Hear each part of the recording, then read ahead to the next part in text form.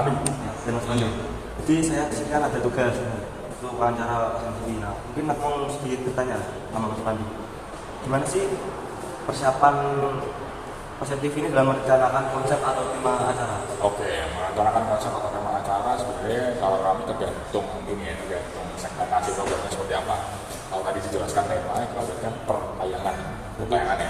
Kita ambil sampel, misalnya kita mau bikin program. Nah, kalau di kami ada namanya kampus media. Kampus media ini isinya membahas isu-isu sebagainya. Jadi temanya kita ngikutin isu-isu apa yang bisa kita sorotin dengan akademisi.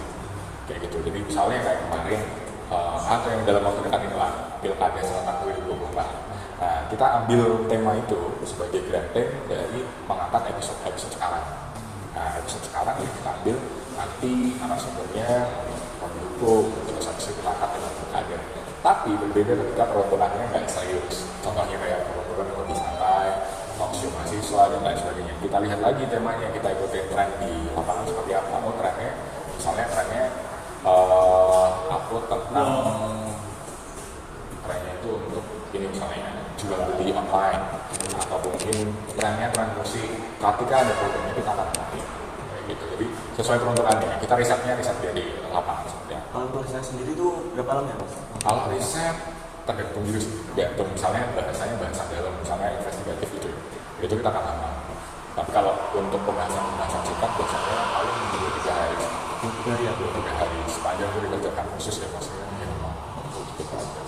Nah, kalau untuk random atau jadwal itu bikinnya gimana ya Mas? Jadwal apa nih? Jadwal produksi ya? Jadwal produksi acaranya. Kalau jadwal produksi biasanya kita tentukan. Jadi kalau di kami karena beberapa program kami bikin sendiri, itu biasanya nanti ada kalender rutin. Misalnya Senin produksi A, Selasa produksi B, terus Rabu produksi C, gitu. Jadi ada ini semuanya. Nah, tapi kalau misalnya nyusun apa namanya persiapannya seperti apa, produksi sendiri seperti apa ya kita sesuaikan. Soalnya kayak tadi satu segmen berapa menit kita langsung bagi berapa sesuai dengan kebutuhan tayangannya. Kalau misalnya 1 jam kita ambil produksi efektif itu paling 50 menit. Kalau misalnya 30 menit ya kita ambil produksi efektifnya 28 menit kayak gitu. Nanti langsung bagi segmen 1 nanti diisi apa, misalnya kalau talk show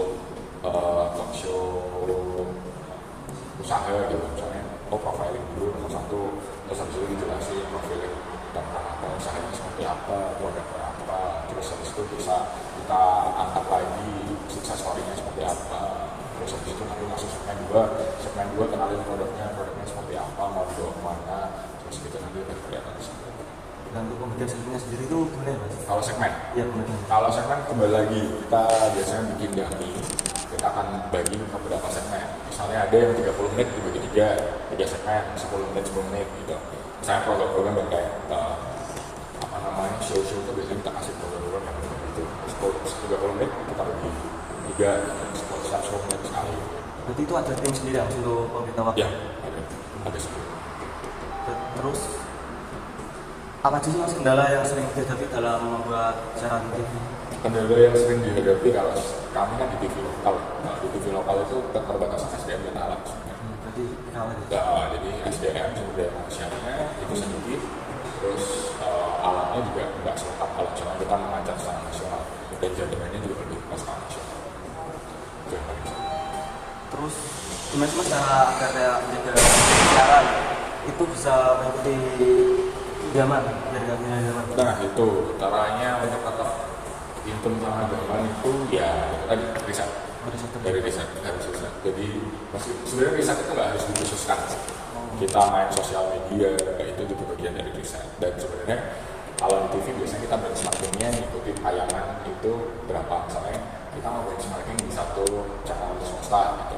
Kita lihat dulu dari awal sampai akhir seperti apa programnya di mapping. Biasanya kalau TV itu masih ada yang programnya juga. Itu ada jadwal tayangnya, jadwal siaran itu ada. Jadwal tayang terus update pasarnya? Nggak ada. Jadwal tayangnya aja. Jadwal tayang. Misalnya ini program A, USM News, misalnya USM News tayang di jam sekian itu ada. Kalau untuk target Bawar Majid itu adresnya juga? Harusnya ada. Jadi ada kalau di dunia itu ada namanya lembaga riset khusus Aksi Nielsen. Cuman itu biasanya yang buat itu mahal sekali risetnya itu 200 sekian. Jadi yang pegang yang punya aset Nielsen itu di TV nasional biasanya. Nah kalau TV lokal itu bergantung pada traksi masyarakat, traksi. Jadi budaya kita punya sosmed itu biasanya mereka langsung laporan kita via sosmed, jadi lebih dekat dan lebih langsung. Ya mungkin itu dulu sih Mas. Siap. Terima kasih ya Mas Ya. atas waktunya.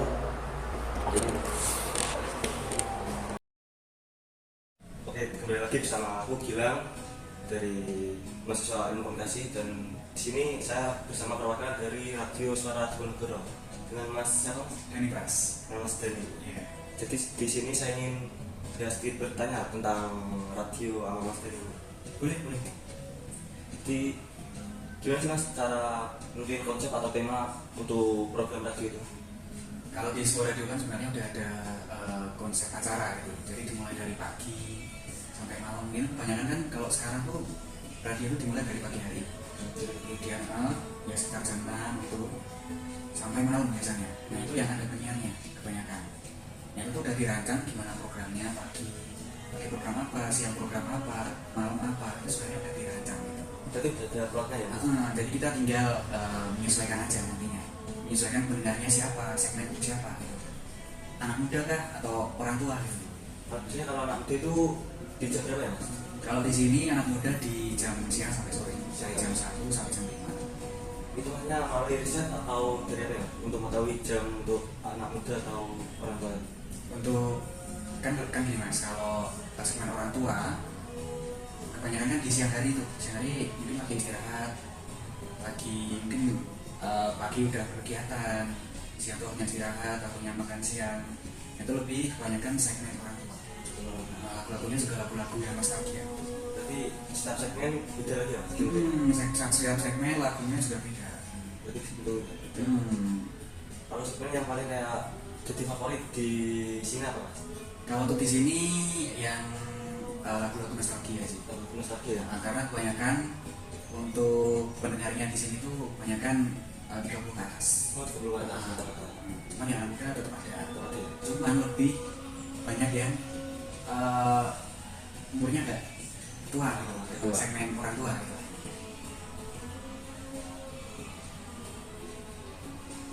Kalau untuk saya sendiri Mas, itu kan pasti ada kayak pembaruan tema atau konsep loh. Itu berapa bulan sekali atau berapa minggu sekali Mas? Itu tergantung kita sih, kita mau berkembang atau enggak. Oh, Jadi radio kan cuma ini segmennya gini, maksudnya acaranya gini, tergantung kita mau dibuat gimana, sekreatif mungkin. Kalau kita semakin berkembang, makin bagus. Jadi kalau di sini nggak ngelarang untuk, maksudnya kita berinovasi gitu nggak, malah lebih bagus. dibedasin ya Mas? Nah, Kalau saya radio, kalau nggak salah ada kayak off air sama on air ya Mas? Nah di sini rata-rata itu on air apa off air? untuk apanya Mas? Untuk siarannya? Siarannya on air. Jadi kita ada yang analog sama streaming. Oh, Jadi kalau streaming bisa lewat aplikasi sama web. Di sini kita ada. oh berarti mengikuti zaman ya sudah? Iya, jadi misalkan kan kalau analog kan hanya seputar Semarang dan sekitarnya. Kalau untuk streaming kita di Jakarta pun bisa Mas. Oh berarti jawabnya lebih luas ya? Kalau streaming jangkauannya lebih luas, tapi ya itu pakai internet. Kalau streaming Kalau streaming sendiri biasanya di mana Mas? Di aplikasi? kita ada aplikasinya sendiri, aplikasi Radio Suara Diponegoro. Atau langsung di web internet juga ada. Tinggal ketik apa alamatnya. Kan kalau on air biasanya kayak ada pertanyaan atau request lagu. Pasti ada. Itu ada segmen tersendiri atau gimana ya Mas untuk interaksi sama penonton atau pendengar? Kalau untuk requestnya kan tergantung dia mau request kapan nih, kita nggak mengharuskan jam segini request, segini nggak. Jadi kapan aja boleh. Cuma nanti ada segmen sendiri kita menyapa pendengar gitu. Soalnya dalam siaran tuh kan ada menyapa pendengar, ada menyampaikan informasi berita, ada yang tema tadi, tema dalam acaranya itu apa itu. Jadi nggak selalu melulu tentang menyapa aja, enggak gitu. Jadi beragam lah. Gitu sih. Banyak tuh radio yang sekarang udah nggak bisa mengikuti zaman. Itu terima kasih gimana? Tergantung kita pengelola radio aja. Ya udah kita tahu sih di zaman sekarang tuh emang lebih apa ya, kayak udah ditinggalin gitu. Tapi sebenarnya enggak, masih banyak yang mendengarkan. Terutama orang tua nih. Orang tua kan di umur-umur yang udah senja, khususnya udah lansia gitu. Dia tuh cuma butuh teman buat ngobrol, buat menemani dia waktu sendiri. Misalnya kita di rumah nih, yang orang tua di rumah sendiri ya, bingung mau ngapain, nggak tahu. Kan penting tanya radio, pengen dengerin interaksi sama penyiar, itu udah seneng Mas. Jadi maka dari itu sampai sekarang pun radio masih bertahan, masih banyak peminatnya. kan itu untuk yang remaja. Kalau untuk yang anak muda, gimana cara masnya agar anak muda itu tertarik sama siaran radio? Apa ada program khusus atau acara khusus gitu? Nah, kalau untuk yang anak muda, ya emang nggak banyak sih untuk peminatnya, cuman sampai sekarang juga tetap ada sih mas. Nah, cuman nggak sebanyak lansia. Jadi untuk menarik anak muda, kita ada program yang namanya kan sekarang tuh anak muda tergila-gila sama Korea kan ya, K-pop gitu ya. Kita ada acara namanya K-pop session. Jadi itu untuk menarik anak muda zaman sekarang yang udah kekinian banget nih.